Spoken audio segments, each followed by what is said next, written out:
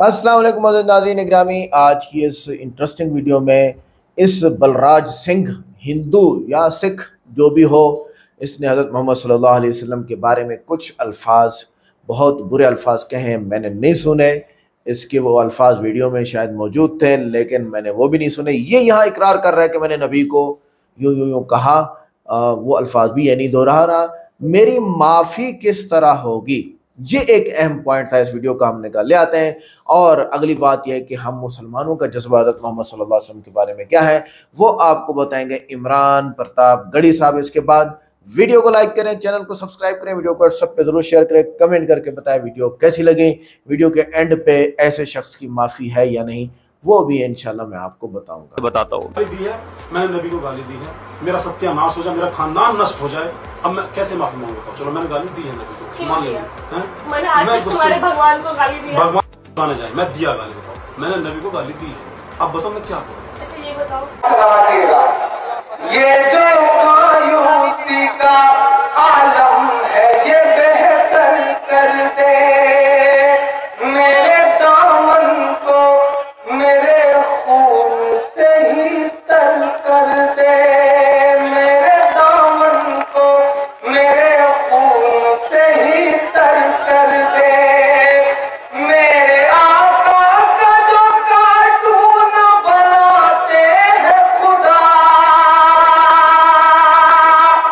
अगला मिसरा, अगर मेरी दुआ में आपकी भी दुआ शामिल हो जाएगी तो शायद दुआ कबूल हो।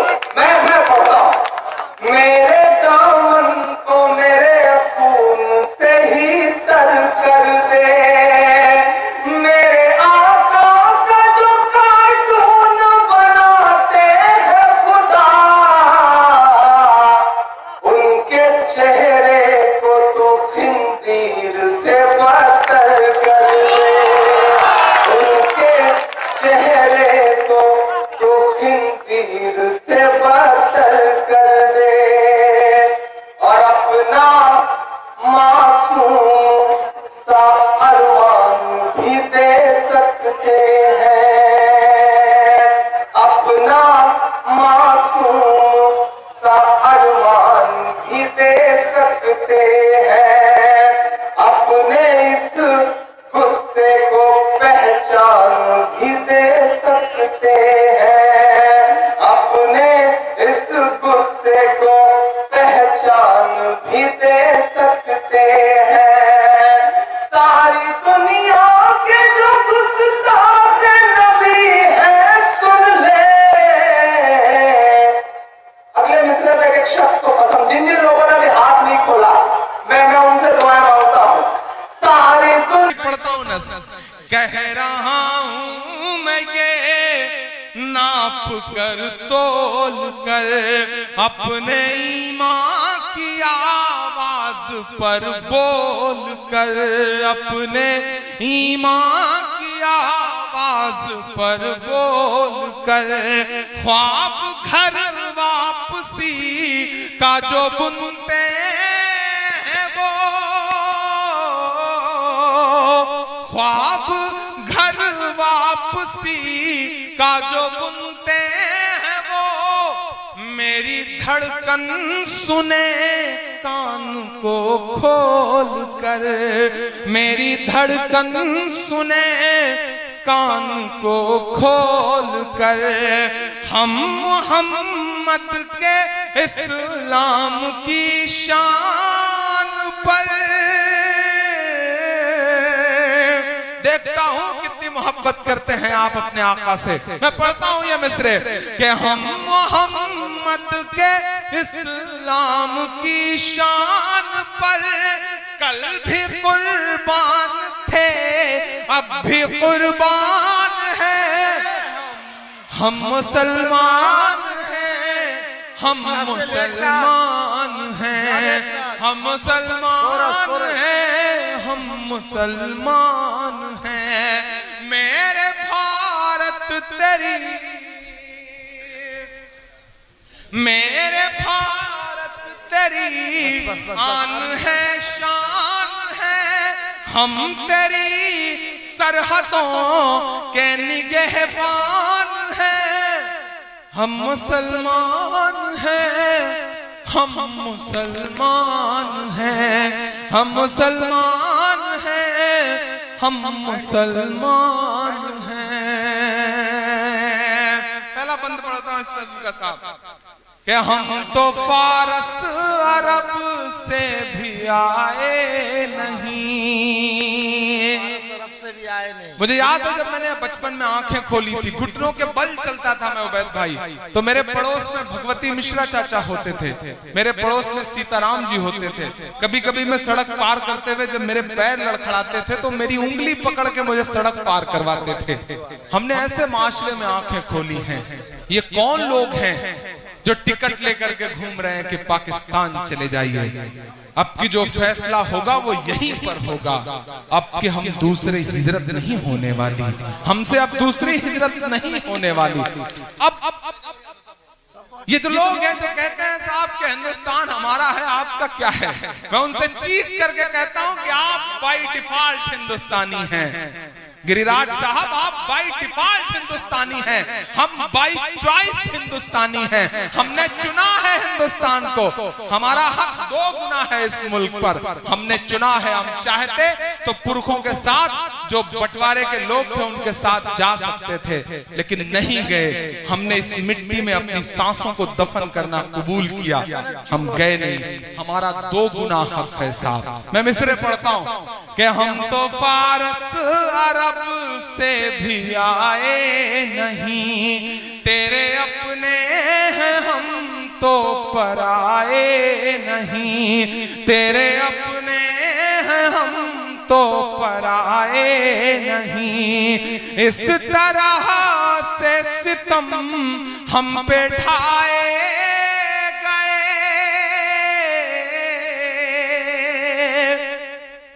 महसूस करिएगा कभी कभी उस सितम को। हम चेहरे से मुसलमान नहीं लगते, हम ट्रेनों के फर्स्ट क्लास में सफर करते हैं। मेरे इस दर्द को अरशद साहब समझ सकते हैं, उबैद भाई समझ सकते हैं, फैज भाई समझ सकते हैं, परवेज भाई समझ सकते हैं, या हम इन जैसे लगने वाले तमाम लोग समझ सकते हैं। हम ट्रेनों के फर्स्ट क्लास में सफर करते हैं, हमारे पड़ोस में बहुत सारे लोग बैठे होते हैं, हम चेहरे से मुसलमान नहीं लगते, लेकिन जब हमारे मोबाइल पर फोन आता है और हम जवाब में जब वालेकुम अस्सलाम कहते हैं तो हमारे आसपास की सवारियों के चेहरों के एक्सप्रेशंस बताते हैं कि मुल्क के हालात बहुत बदल चुके हैं। समझिए इस बदलाव को समझिए, बात करिए। हम एयरपोर्ट पर खड़े होते हैं सिक्योरिटी चेक के लिए, बोर्डिंग पास पर हमारा नाम पढ़ने के बाद सिक्योरिटी इंचार्ज की उंगलियों का दबाव बताता है कि मुल्क के हालात तो बहुत बदल गए हैं।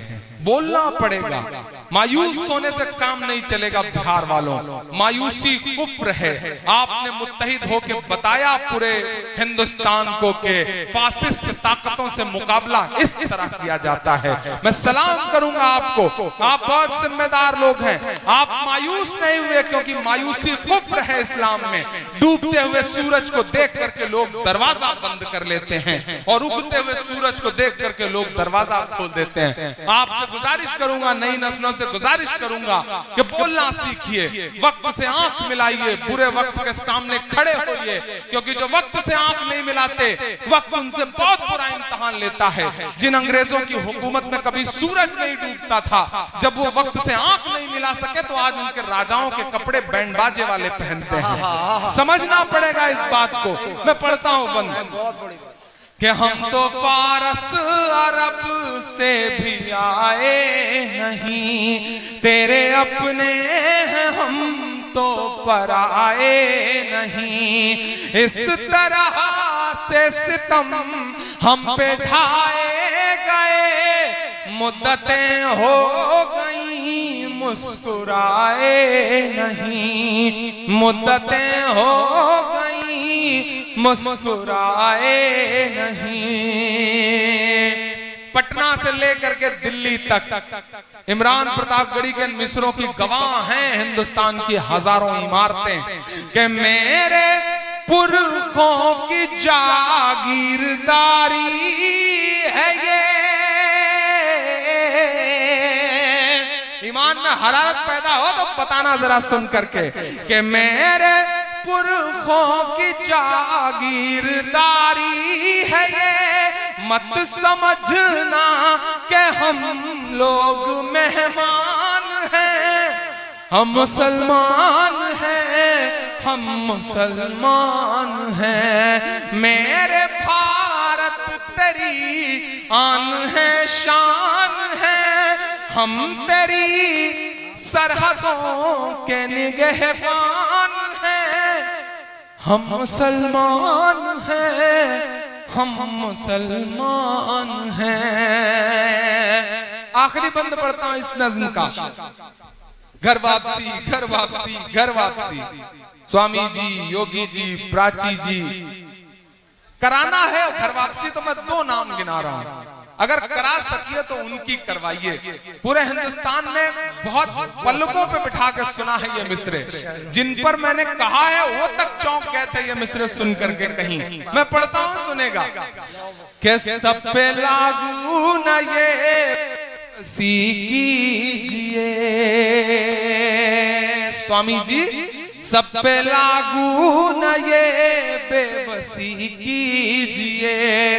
अपने घर की भी कुछ चौकसी कीजिए, अपने घर की भी कुछ चौकसी कीजिए।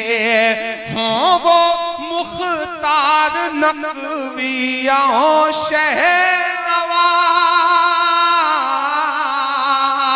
जरा सा और जोश से सुनिएगा इन मिसरों को। हाँ वो मुख्तार नकविया शहनवाज, पहले उनकी तो घर वापसी कीजिए, पहले उनकी तो घर वापसी कीजिए।